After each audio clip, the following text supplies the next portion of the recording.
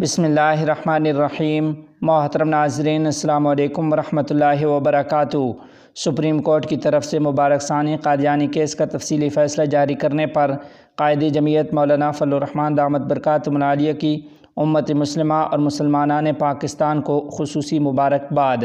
تفصیلات کے مطابق جمعیت علماء اسلام کے سربراہ حضرت مولانا فضل الرحمان صاحب دامت برکاتہم العالیہ نے اپنے ایک تحریری پیغام میں کہا ہے کہ سپریم کورٹ نے مبارک ثانی کیس کا تفصیلی فیصلہ جاری کر دیا ہے۔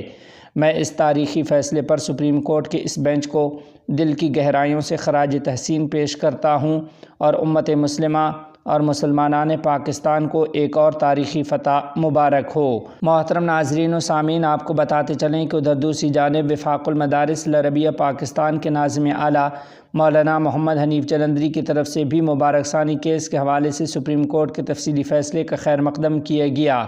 مولانا قاری محمد حنیف جلندری نے فیصلے کو شریعت اسلامی، آئین پاکستان اور حقائق سے ہم آہنگ قرار دیا۔ انہوں نے کہا کہ پوری قوم کو تفصیلی فیصلے کا انتظار تھا، تفصیلی فیصلے سے قوم کا اضطراب ختم ہو گیا۔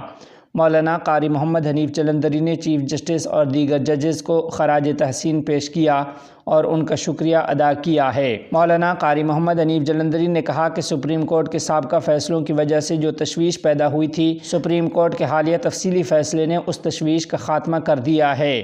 انہوں نے اس بات کو خوش آئند قرار دیا کہ سپریم کورٹ نے سابقہ تمام فیصلوں کو کالعدم قرار دے کر ریکارڈ درست کر دیا ہے۔ مولانا قاری محمد حنیف جلندری نے کہا کہ پوری قوم کو سپریم کورٹ کے تفصیلی فیصلے کا انتظار تھا۔ الحمدللہ اب اس فیصلے سے قوم کا وہ اضطراب ختم ہو گیا ہے۔ مولانا قاری محمد حنیف جلندری نے چیف جسٹس قاضی فیض عیسیٰ اور ان کے ساتھی ججوں کے کردار کو سراہا اور ان کو خراج تحسین پیش کیا ہے۔